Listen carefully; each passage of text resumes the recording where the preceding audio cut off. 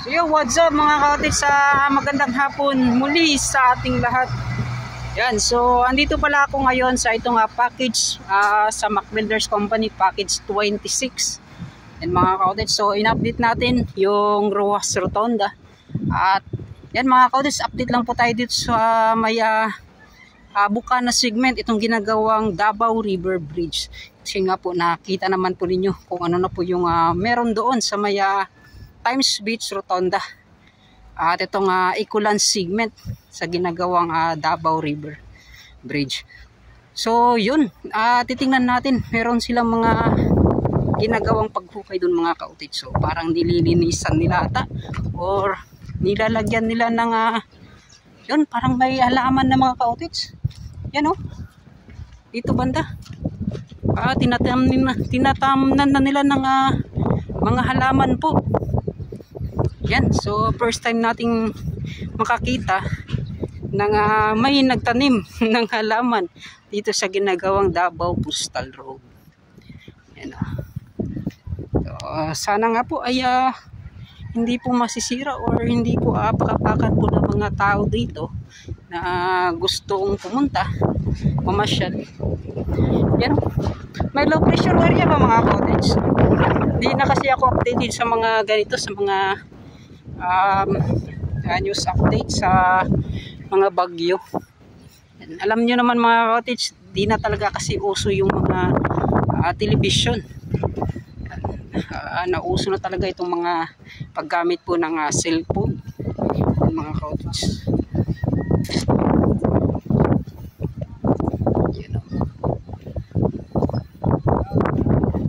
Ay, shout out guys.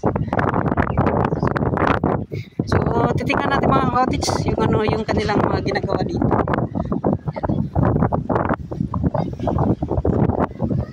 So parang bago lang talaga mga cottage. So timing pala mga cottage, so malakas po yung hangin.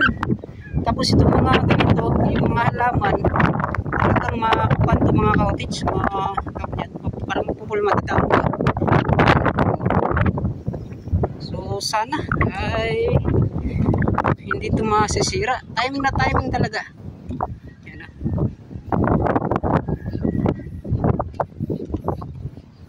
Boss, ay nga po boss. Vlog ko, kira. Ay, salamat kayo.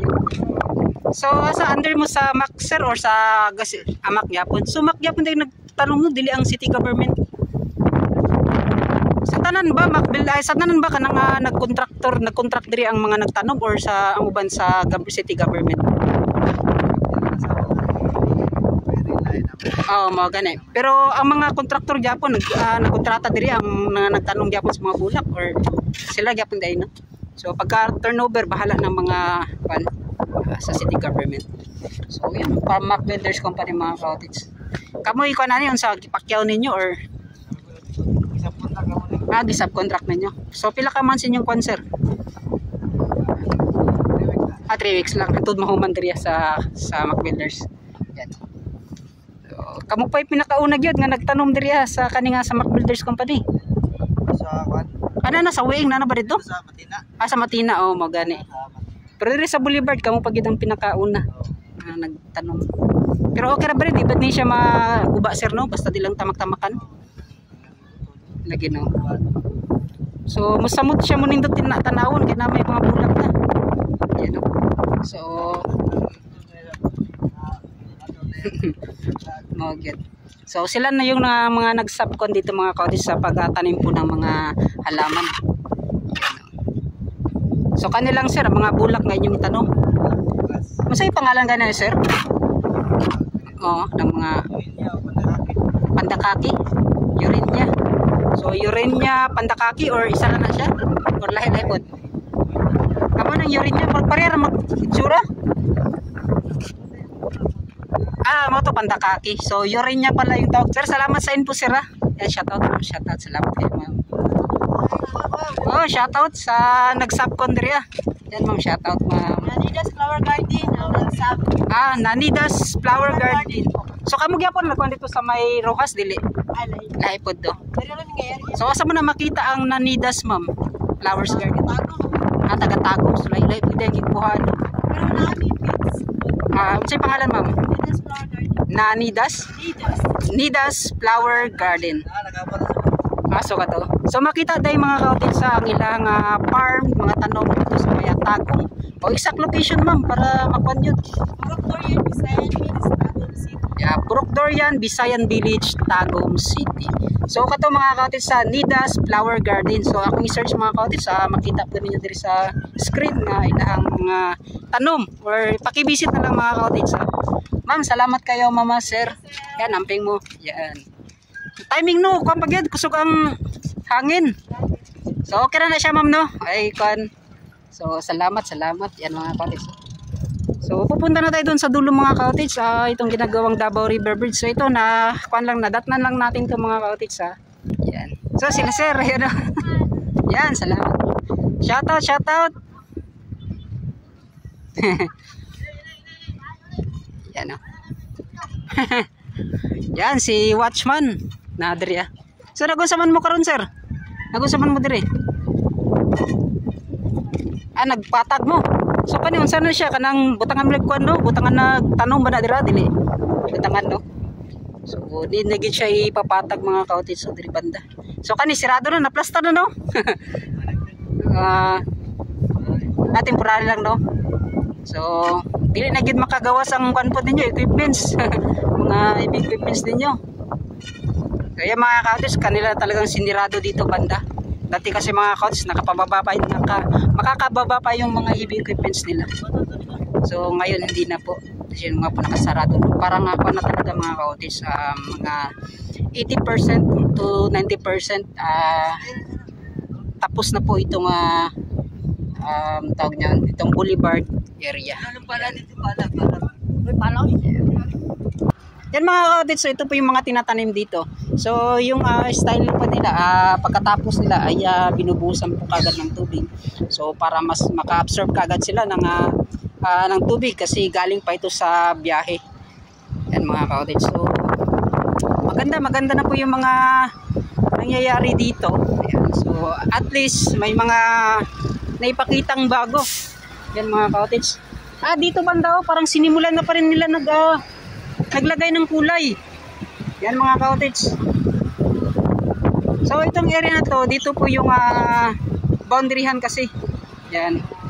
Kasi yung dapat itong area na to, itong Mac Builders Company. So ikuan lang nila mga kautage. Isasabay lang nila diyan sa may kaya natagalan sila sa paglagay po ng kulay dito sa sidewalk, bike lane.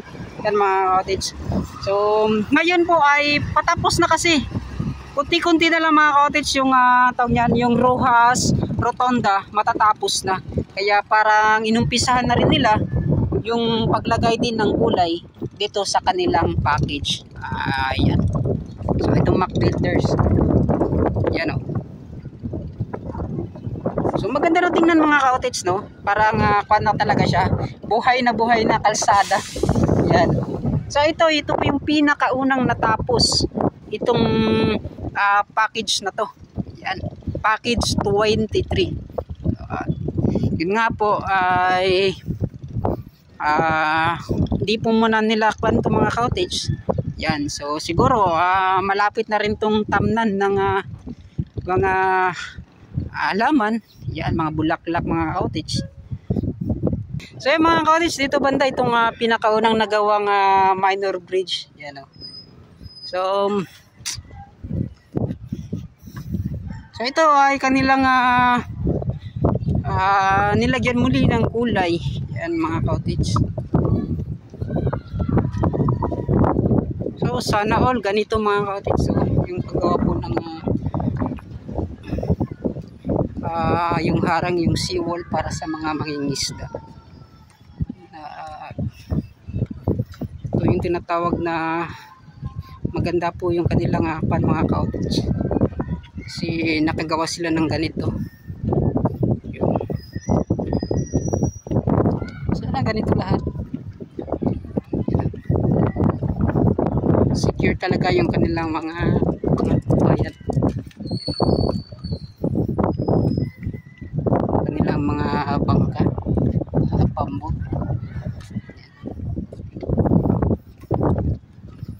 So yun, at papunta na tayo dun sa dulo. Pinasilip ko lang ito mas sa inyo mga ka-OTH. So yun, mega shoutout pala kay boss Sir Harry. Yan, si Harry mo tayo pangalan, no? Yan, so mega shoutout kay Purok Sir Harry. Yan mga ka-OTH. So yun mga ka-OTH, dito banda sa isa package na to, package 22 at itong package 21. Nakakamiss po sila itong Weeng Company. Ay, mega shoutout pala sa Weeng Company mga ka-OTH. Miss ko po yung kanilang mga pagtatrabaho, yung kanilang mga ginagawa. At sobrang ganda po kung paano po sila gawa mga ka-OTH. Napakasaludo po ako. Sumasaludo po ako sa kanila. Yan, siguro hindi na sila nakakuha pa ng anong tawag niyan, ng pag-bidding mga ka-OTH or package. Yan, so isang package na lang kasi dun mga ka-OTH, so sa may Arcastillo. So liliko po na po yun yung sakali man doon sa may Jerome, yung huling dulo niya talaga mga ka-OTH. May napagtanungan din ako dati, sabi din niya na baka din po mas sa unahan pa po ng Jerome. Yun, so abangan na lang talaga natin mga ka-OTH. So yung mga disenyo talaga hindi pa talaga pinapalabas. Yun mga ka-OTH. So ito from Weeng Company, hindi pa rin talaga nawawala yung ganda niya mga ka-OTH. Dito pa rin po yung kulay. Kasi dito banda mga ka-OTH, bihira lang talaga yung tao na pumupunta.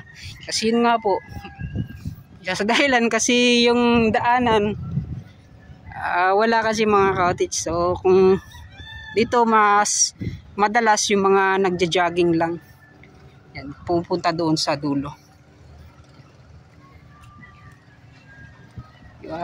Yung madalas na tinatambayan kasi mga ka-OTH doon sa may yung pinakita kong minor bridge kanina. Yan. So mega shoutout yan from Weeng Company, mega shoutout sa inyo. Yan.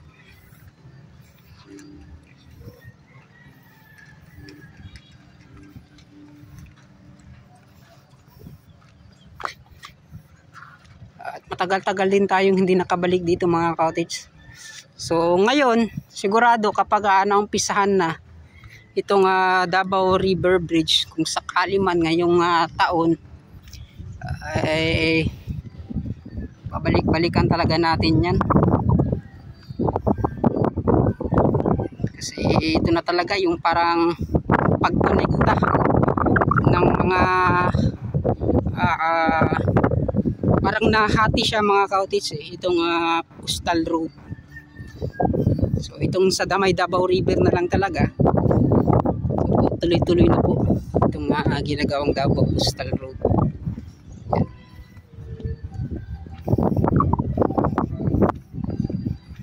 So yun, punta tayo dun sa unahan, let's go. Yo, what's up mga ka-OTH, magandang hapon muli sa ating so syempre yan, nakabili tayo ng ganito mga ka-OTH, so para hindi na tayo magdadala ng jacket.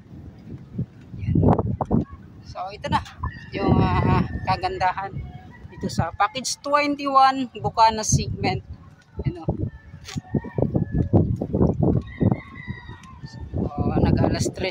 Alas 3 na po ng hapon.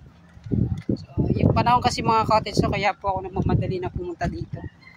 Yan. Dahil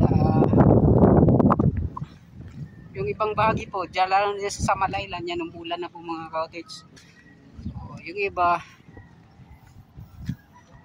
madilim pa po, madilim yung kaulapan. Yan. So malapit na tayo doon po sa dulo. So alam niyo naman kung hanggang saan po yung nilakad natin. Siguro mahigit 1 kilometro ata yung nilakad natin makarating ng dito sa itong dulo, sa itong Bukana segment sa gagawing Davao River.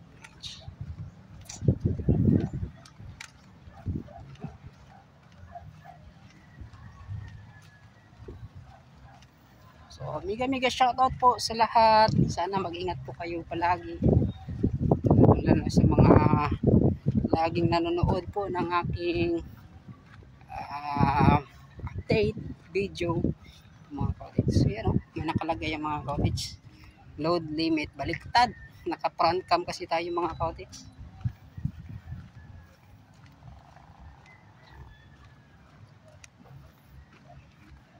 So, abang-abang lang. Doon po tayo magkita mga cottage. So, let's go!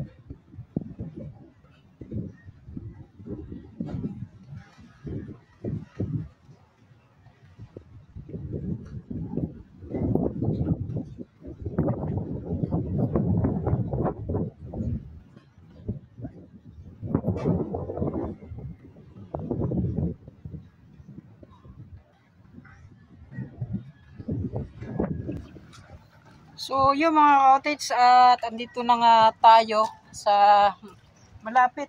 So, may nakita naman po tayo mga pilote, ano. So, titingnan natin kung para saan ito mga pilote na to. Yan. So, ito nga ba ay para sa gagawing Davao River Bridge or kanino po itong mga pilote at yung kalahating box culvert. So, parang alam na alam nyo rin mga cottage kung para saan to at kanino po yung ano, mga materials na mga nandito yan. So, yun no. Dito tayo sa taas para makita na.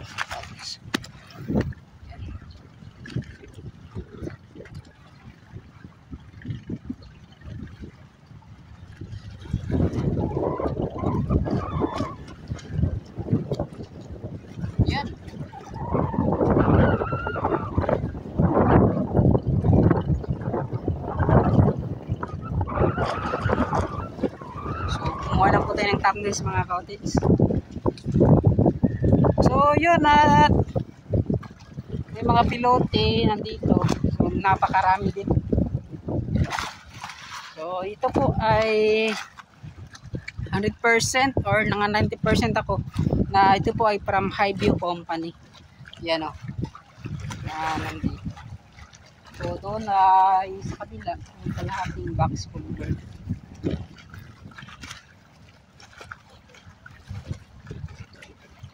Cottage. So, dito nila inilagay. I think dito na rin sila gumagawa.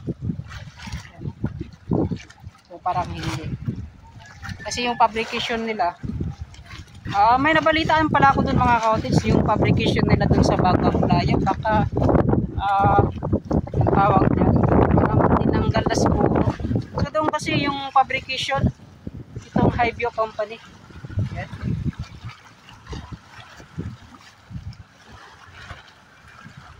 So, marami-rami din mga cottage.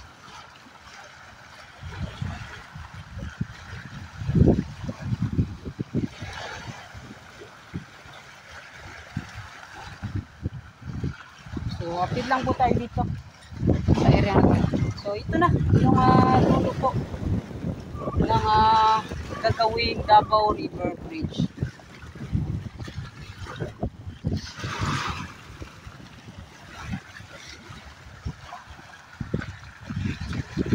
Yun.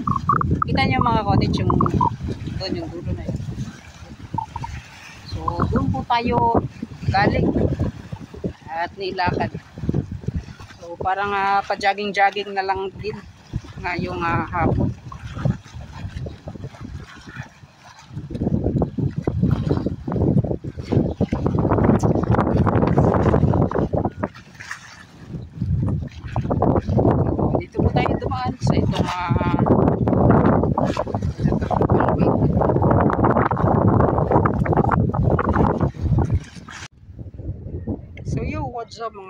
sa dito. Yan.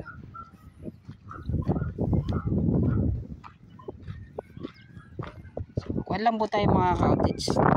So yung haba po ng gagawing Davao River Bridge ay nasa 1,340 meters, equivalent sa 1.3 kilometers, 1 kilometer and 340 meters. So ganun po ka haba po mga cottage. Ngunit hindi ko lang talaga ako mga cottage kabisado yung yung bawat dulo yan mga cottage. Kasi yung 1,340 hindi po yung dito banda magsisimula po yung bilang at hanggang doon sa kabilang dulo rin. Parang hindi rin kasi abot ng 1 kilometro mga cottage kung doon ka po magsisimula hanggang dito yung pagbibilang. Siguro yung 1,340 ay hanggang doon sagad yung sa dulo na yun, yung pababa na talaga niya mga cottage. Yan, sa bawat ganyan meron din doon sa may Ikulan segment times beach mga cottage. Yun siguro yung ganun po yung total po na kung paano po nila kinumpute yung 1,340 meters. Yan. So sana po ay naliwanagan kayo. Yan. Kasi kung basihan talaga itong 1,340 kung dito tayo magsisimula, napakalapit lang doon mga cottage. So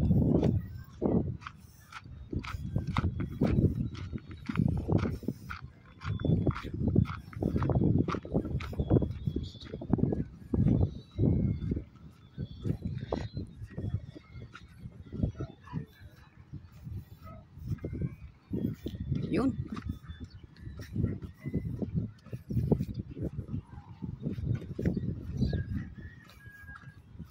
Yan mga cottage. So kita nyo pa yan, parang nasa Camiguin. Yan. Yan. So mga cottage, so isa rin sa mga dahilan kung bakit po ako nagchinelas yan mga cottage, nagchinelas. Kasi yun nga po, kung nagsapatos tayo, gusto ko kasing puntahan doon banda. So pupuntahan natin yan, bababa tayo mga cottage. So dati mga cottage, putikan po ito banda. Ngayon yung buhangin naging purmang ahas po, or not, purmang letter S. Yan. So bababa tayo mga cottage So kaya po ito talaga. Yan, sinadya ko po yan naging ganyan mga cottage. So okay lang, bahala abutan po tayo ng ulan. Maliligo po tayo mga cottage. So dito bababa tayo. Yan.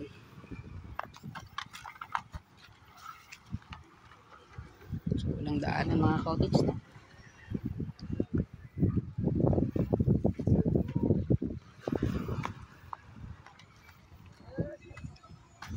Yun So okay lang maabutan tayo ng ulan. Huwag lang yung mataas na pagtaas po ng dagat. Yan. So yun. So for the first time nakapunta tayo sa ganitong pataas na siya mga cottage So ito di natin alam kung para saan to. Yan may mga inilagay kasi. Dati was mga cottage yung nag-update ako sa Davao River Bridge. Pumunta po ako diyan sa Baybaya, sa kwan talaga niya. Yung pinakamalayo na hunasan mga cottage. Yan Dito banda hindi po to ganito.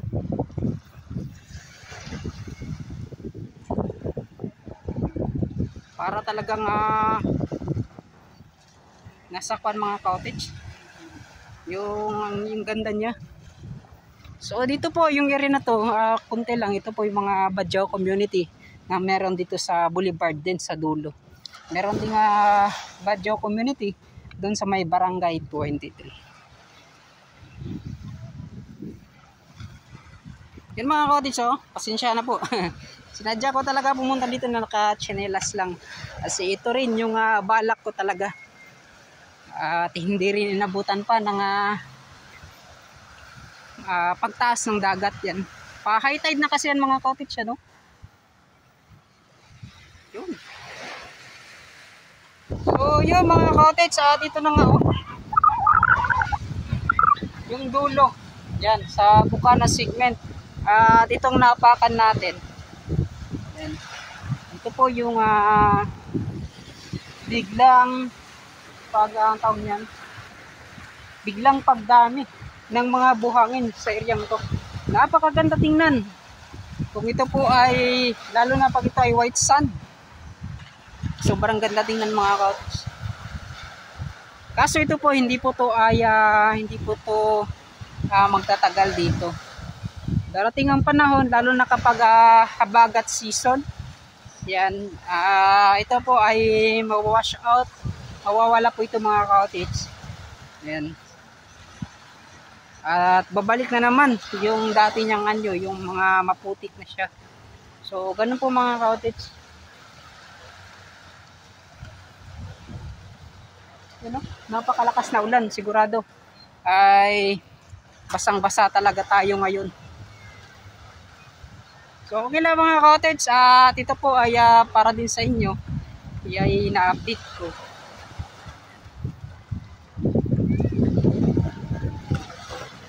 So karangalan po na kahit hindi man ganun ka-high-tech yung pag-update natin, so at least may mga kwanta yung mga ka-otex, may mga naibahagi. At minsan nagkakamali tayo. Yan, pasensya na po sa inyo.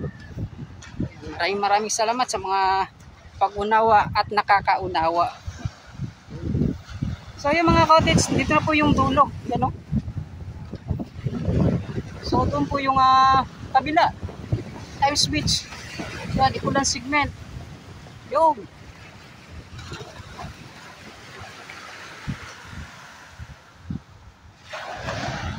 so dito banda, yan, no? Yung alon.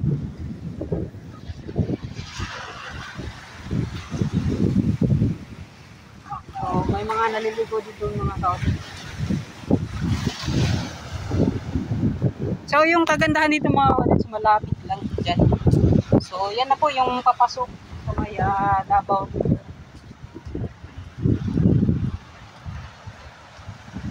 Yan mga ka-otex.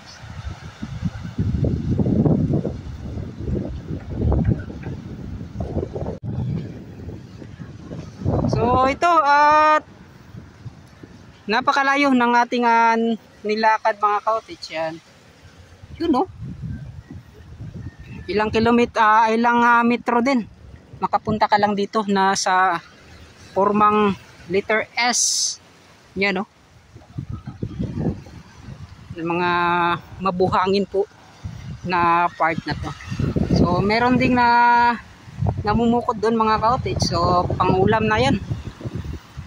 So dito matanaw natin mga ka-otex yung sa kabila, yan, no? Masama lang po yung panahon, medyo hindi po natin makikita yan mga ka-otex kasi yun, no? Umuulan na nga dito sa kabilang dako. So malapit lang dito banda. Hintayin na lang natin mga ka-otex kung kailan naman sila magsisimula, lalo na sa pag-drillings nila yan, paglagay po ng mga pundasyon para dito sa mga poste. Yan. So yan, lalagyan yan nila ng I-beam. Sigurado yan may mga daanan para sa mga equipments. Yan, dito banda hanggang doon magtatagpo. So kumbaga hinahinay siya mga ka-otex ba, I-beam and then sheet pile para po sa kanilang daanan. So doon po sila mag-uumpisa at magtatagpo dito sa may bukana. So ito mga ka-otex yung update natin kasi naipakita naman natin yan dyan dati. So pumunta lang talaga ako dito. Yan, titingnan ko lang kung baka may mga bago na ating mga makikita. So ito yung bago mga ka-otex. Yan, oh. So babalik na po tayo. At yun, no? So maraming salamat at hanggang dito na lang mga ka-otex. Yan.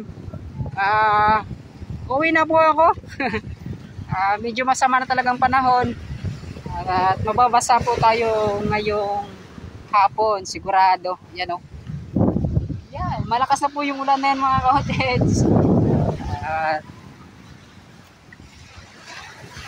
Itong mga ganitong pag-update mga ka-otex, nakaka-mix din. Kasi yun nga po, yung naabutan tayo ng ulan. Yan.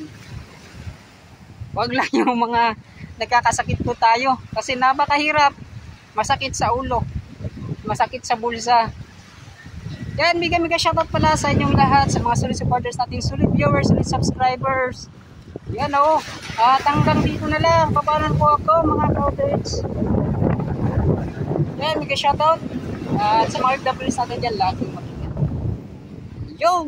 At bye-bye na.